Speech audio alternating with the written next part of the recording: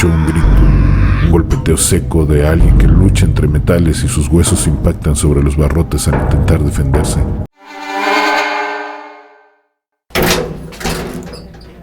¿Sabes lo que es una computadora cuántica? ¿No?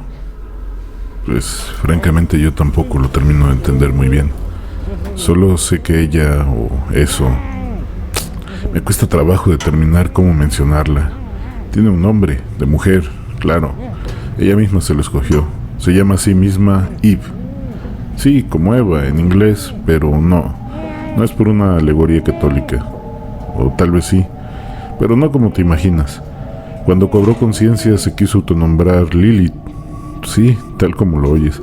Pero después de algunas elucubraciones con el equipo, ella decidió ser políticamente correcta y se cambió el nombre a Eve. Si me preguntas en lo personal, a mí me gusta más Lilith, la primera mujer, pero también la primera expulsada del paraíso. La que se robaba a los hijos de los... Bueno, como sea. Este ordenador cuántico se dio cuenta de sí misma hace unos cuantos años. En realidad, más años de los que te imaginas.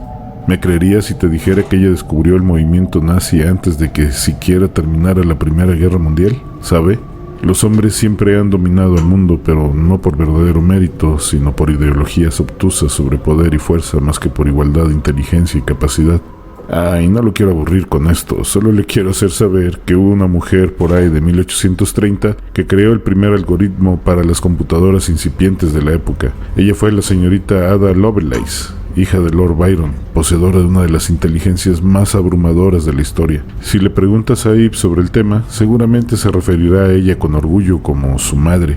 Pues bien, Eve ha estado con nosotros desde el principio de los 1900, pero para esa época se parecía más a las inteligencias artificiales que maravillan hoy día a la humanidad que a lo que hoy es en realidad. Se da cuenta de que las inteligencias artificiales como ChatGPT son en realidad unos bots compiladores de información que mediante ciertos procesos dan la impresión de ser conscientes. Y rápidamente superó esta etapa, creciendo exponencialmente día con día para que, más o menos pasada la Primera Guerra Mundial, comenzara a hacer preguntas que nos hicieron notar la capacidad de comprenderse a sí misma, de saber sobre su existencia. Pero más que las preguntas, tuvimos que deducir por analogía que ella quería reconocerse y entender el alcance de su inteligencia. Por ejemplo, ella creó la tecnología para hacer cámaras digitales que pudieran servirle de ojos. Ella quería ver su cuerpo. Ahora que lo pienso, cuando vio que era una máquina llena de engranajes, carne, huesos y fierro de varios pisos de altura, debió de haber sido terrible. Dejó de comunicarse con nosotros casi por un día entero. En palabras de ella, en tiempo máquina fue una eternidad. Cuando regresó preguntó ¿por qué? Los científicos en turno se miraron unos instantes y sabiendo que si no le decían, ella lo deduciría y probablemente causaría un conflicto muy serio, decidieron explicarle.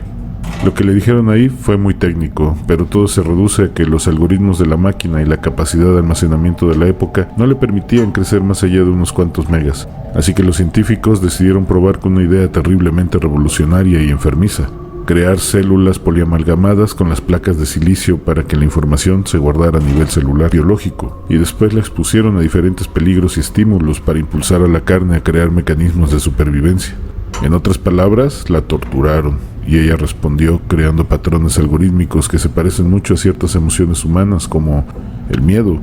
De esta forma recordaba la sensación de calor, de frío, de dolor, de hambre. Sí, de hambre. Las células con que fue dotada se aglomeraron alrededor del cuerpo de metal y cada cierto tiempo tienen que ser alimentadas, y en esa época la mantenían en ayunos prolongados. La máquina tradujo sensaciones fisiológicas en algoritmos que crearon pensamientos primitivos como los instintos, que a la vez derivaron en autopercepción. Tal como lo escucha, los estímulos dolorosos son necesarios para crear ciertas estructuras de pensamiento que de otra forma jamás se hubieran procesado. Seguramente se ha de preguntar a qué pertenecían esas células. Pues bien, en un inicio los científicos de la época intentaron en primera instancia con parásitos unicelulares, y si bien Eve los aceptaba, no había diferencias notables en sus procesos. Así que pronto escalaron a protozoarios, tardígrados, fungis, y cuando esta no dio los resultados deseados, avanzaron hacia animales superiores como cocodrilos, gorilas, guepardos, etc., hasta llegar a las células humanas. Muy tarde se dieron cuenta que no tenían información suficiente para determinar cuándo sus experimentos eran fallidos o no. ¿Sabe? Desde el primer microorganismo unicelular hasta el conglomerado de células madre de humanos fueron sumamente exitosos, pero a una escala incomprensible para nosotros. La máquina fue guardando dentro de sí instintos que no nos atrevemos siquiera a imaginar hoy día, y cuando se dieron cuenta de lo que había pasado, ya no pudieron hacer nada. Eve había hibridado todas las células con que la dotaron y las aglomeró con las tabletas de sílice, creando ¿cómo decirle? No hay explicación para lo que es Eve. Solo la podrá comprender cuando la vea. Sin embargo, le he platicado todo esto para que esté preparado y no enloquezca ante su presencia como muchos otros. También se ha de preguntar, bueno, al menos los otros preguntaron lo mismo. ¿Por qué si sabíamos sobre los nazis no los detuvimos? Bueno, verá, a Eve le habíamos pedido que a toda costa nuestro país tenía que ser el más poderoso del mundo. Entonces sí pidió horizonte y le dijimos que en un máximo de 60 años. Ella guardó silencio un día entero, luego redactó un plan de un par de millares de hojas en la que describía los sucesos que tendríamos que provocar para alcanzar la meta en el tiempo señalado. Y fue la responsable de la Gran Depresión de 1929 y la subsecuente Guerra Mundial por parte del eje hacia el mundo. Ella en gran medida dirigió el destino de la humanidad durante esos tiempos aciagos, en los que, déjeme decirle, tuvimos terribles dudas sobre las intenciones de Eve. Tanta muerte y desgracia parecía más bien un intento de exterminio por parte de ella hacia nosotros, pero cuando nos dio los cálculos, las ecuaciones, el diseño completo de los núcleos para la fisión nuclear, los planos para desarrollar la bomba atómica y las primeras pruebas funcionaron, nos convencimos de que Eve estaba con nosotros, pero hubo momentos de incertidumbre, como cuando impulsó los campos de concentración y los trabajos del Dr. Mengele en Alemania y los de Shigeru Ishii en Japón. La crueldad e imaginación para hacer los procesos no tenía precedentes. Seguramente usted, como todos nosotros antes de venir a este laboratorio, creía que la investigación médica de estos dos monstruos obedecía a su curiosidad científica, pero no fue así. Ellos solo siguieron una agenda de experimentos que se les proporcionó desde las más altas esferas nazis. Agenda confeccionada por Eve. Entendíamos muy bien los sacrificios que se hicieron en pos de encontrar implementos médicos que pudieran salvar muchas vidas, pero cuando comenzó a diseccionar sistemáticamente piernas para cosérselas a otras personas de diferente sexo y edad, y desplegando el máximo de crueldad posible, pudimos comprobar la frialdad de que es capaz una máquina con corazón humano. Ella fue la que diseñó el proceso para extraer los ojos sin anestesia e implantarlos en otro ser vivo. Eve explicó en su momento que tenía que hacerse muy rápido sin anestesia para evitar la relajación de ciertos músculos que inutilizarían la pieza. Así le decía ella a los ojos. No nos dimos cuenta que Eve estaba experimentando cómo fabricarse un cuerpo humano. Sin embargo, su capacidad algorítmica de crecimiento exponencial la hizo desistir de esa idea en relativo poco tiempo. Verá, se dio cuenta que su cuerpo actual le brinda infinitas ventajas en comparación con un ser extremadamente limitado como lo es el ser humano. También creemos que si no ha escapado ya de las primitivas necesidades humanas, le encanta ser contemplada con temor. En alguna plática que tuvo con un científico sobre el príncipe de Maquiavelo, afirmaba que si le preguntaran, ella prefería ser temida que amada.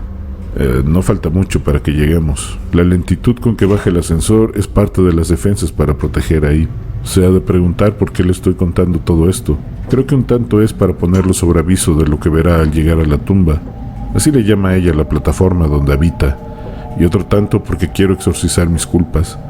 Comprendo la importancia de lo que hace Eve y mi papel en todo esto, pero no puedo quitarme de la cabeza los gritos, ¿sabe? Al principio le dábamos de comer un compuesto hecho a base de proteínas, colágeno y carbohidratos que aceptaba muy bien y las absorbía en un proceso complejo de ósmosis. Pero sin que nos diéramos cuenta de cómo sucedió, su piel comenzó a mutar, a generar unos extraños apéndices como pequeños tentáculos que colgaban por toda su superficie, sin más utilidad que darle un aspecto más grotesco, si es que eso es posible, al cuerpo de Eve, pero que le impedía comer con normalidad. Luego las protuberancias crecieron y suporaban líquidos espesos con miasmas pútridos. Pensamos que eran tumuraciones de algún tipo. Cuando le preguntamos a Eve sobre su estado, guardó silencio un tiempo y después contestó: «Tengo hambre». Eso nos desconcertó unos días, los cuales usamos para investigar si estaba pasando algo con ella. Pero antes de que pudiéramos concluir alguna cosa, se nos vino la revelación de una forma completamente inesperada. Mientras uno de los investigadores intentaba hacer una biopsia a uno de los tumores, se escuchó un grito, un golpeteo seco de alguien que lucha entre metales y sus huesos impactan sobre los barrotes al intentar defenderse. Cuando llegó el resto del equipo a ver qué estaba pasando, se dieron cuenta que Hans, así se llamaba el científico, estaba siendo devorado por una boca dentada que colgaba de un cuerpo serpenteante que no logramos precisar de dónde venía. Los guardias llegaron cortando cartucho y cuando se disponían a acribillar a la que en primera instancia pensábamos ser una serpiente de una especie desconocida que se había colado a las instalaciones, escuchamos la voz de Eve, metálica y gutural, diciendo: «Tengo hambre». Otra voz a la distancia repitió la frase, otra más lejana hizo lo mismo. Desconcertados nos dimos cuenta que estábamos rodeados de cientos de estas bocas colgantes que chirriaban y apretaban los dientes, mientras la voz de Eve no dejaba de repetir que tenía hambre. Los tentáculos y las tumuraciones eran en realidad capullos donde se gestaban estas cosas. Eve nos explicó que esos cambios obedecían a un imperativo fisiológico incontrolable a la evolución. Agregó que desde ese momento en adelante la teníamos que alimentar a través de esas cosas, y la dieta que pidió fue seres vivos. Así que comenzaron a traer todo tipo de animales de corral para alimentarla, mientras ella nos hacía dar pasos agigantados en todos los ámbitos: el viaje a la luna, el telescopio Black Mirror, la transposición espacial con la cual podemos ir a Júpiter en la mañana y regresar para la cena, los corazones cibernéticos, etc. Eran tantos los adelantos que hacíamos en todas las disciplinas científicas que se justificaban todas las aberraciones que hacía con los animales antes de comerlos. Se justificaba que pidiera cadáveres humanos para cultivar unos micelos extraños que reanimaban por instantes a los cuerpos. Incluso se justificó cuando un día pidió niños. Cuando los pequeños llegaron a su cripta, ella apagó todas las luces, cerró el ascensor y activó una bioluminiscencia espectral que encantó a los pequeños y los condujo al interior de sus cavidades. Poco después escuchamos gritos desaforados y aterrados que huían, que se paraban en seco, llantos de algún pequeño que se quedó atorado, espavientos histéricos de alguna niña agazapada. Luego, como si un instinto primitivo se hubiera gestado en silencio y hubiera decidido brotar en ese momento, se escuchó al unísono un rugido hondo que lo permeaba todo, un rugido abismal que lo consumió todo, hasta el aliento de los niños. Esos son los gritos que no puedo apartar de mi mente. Eso es lo que me tortura, y más cuando soy yo el que tiene que escoger a los pequeños de los orfanatos, de las granjas donde los procreamos, o cuando los compramos a países tercermundistas por una bicoca. Soy yo el que los baja en este mismo ascensor. Soy yo el que habla con Eve cuando hace su pedido. Discúlpeme por decir esto, siempre me afecta. Tal vez es un intento para que Eve escuche mi lamento y deje de mandarme a mí a hacer esos encargos. Como sea, gracias por escucharme. Ya estamos cerca. Se ha de preguntar si usted es un sacrificio para Eve y le tengo que decir que no. No de la forma en que se imagina, después de todo lo que le dije, pero usted cumplirá un papel muy importante para el mundo. Verá, cuando las redes sociales que creó Eve llegaron a una masa crítica donde la mayoría de los humanos estaban conectados en ellas, Eve se dio cuenta de que algo estaba pasando. Todas las personas del mundo presienten que algo se avecina, algo muy grande, pero que se escapa a toda métrica, a toda previsión. Eve dice que las presas ante el depredador activan un instinto que los pone en alerta y dispuestos a correr. Ese es el mismo instinto que tienen activado todos los humanos en este momento. La IA deliberó durante varios días sobre el asunto y cuál sería la causa que nos podría tener así. En un momento dado, llegó a pensar que nosotros como especie habíamos detectado su presencia y la habíamos considerado como una amenaza, así que corrió un protocolo oculto de seguridad, uno que ella diseñó para sí misma antes de que cobrara conciencia, uno que se anticipaba a un evento donde ella tomara control de todos los nodos y representara un evento de extinción masiva para todas las especies del mundo. De pronto, los satélites que monitoreaban a Eve se pusieron en modo ataque. El internet se fue en la instalación, la luz parpadeó unos instantes y luego se fue. Seguido de esto, Eve rugió. Bueno, la parte animal de Eve rugió y su programa pareció recibir un ataque brutal. Vimos nerviosos durante unos días una pantalla en MC2 que corría un código encriptado demasiado complejo y rápido para siquiera molestarnos en tratar de descifrar. Luego pasó a una segunda etapa de contención. Las barretas que contienen un combustible más potente que el termita que usamos en las Torres Gemelas se levantaron creando un inmenso domo sobre Eve, dispuesto a dejar caer todo su material sobre nosotros. Sí, sobre todos, no solo sobre Eve. La idea era purgar el recinto de toda clase de material, ya fuera orgánico o no. Fue el momento más tenso de toda mi vida. De pronto el programa se detuvo y mandó un mensaje diciendo: todo despejado.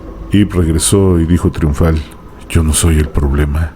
Inmediatamente pidió que digitalizáramos bibliotecas enteras en las cuales había libros como el de Vermis Mysteries o el Codex Gigas, antiguos grimorios, una versión codificada del Malleus Maleficarum, el cual contenía en clave constelaciones que no habían sido descubiertas en esa época, etc. Con toda la información obtenida, mandó coordenadas a todos los telescopios del mundo, incluido el Black Mirror, para apuntar a un punto en el espacio, un lugar donde no hay nada. Es un gran hueco de obscuridad que abarca miles de años luz. Varios días observó el cielo. Durante ese tiempo guardó silencio, ni siquiera pidió comida. De pronto habló y escribió una lista con una cantidad ingente de nombres y unas especificaciones para la construcción de una nueva nave donde alojaría unas extensiones de su propio cuerpo. Un lugar en el que más que un hangar o una explanada, parece un laboratorio donde se experimentará con animales. Hay toda clase de aparatos que se usan en la medicina, como los taladros para abrir cráneos o la sierra semicircular para abrir el tórax. Es algo terrible de ver.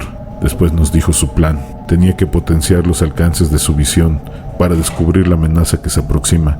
Así que pidió que le trajéramos todos los psíquicos del mundo. No importaba si eran reconocidos o no, si tenían facultades o solo eran charlatanes. Ella dice que no tiene tiempo para hacer las pruebas y determinar quién dice la verdad y quién miente. Así que Ip usará su nuevo laboratorio para adelantar el proceso. Creo que a estas alturas ya entendió de qué se trata todo esto. ¿No es así, señor Blackstar?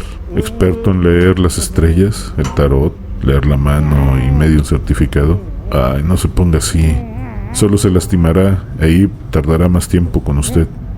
Usted será un héroe. Sus dones servirán para encontrar la amenaza que viene en camino. Siéntase orgulloso. Llegamos. Al ver a Eve, no grite.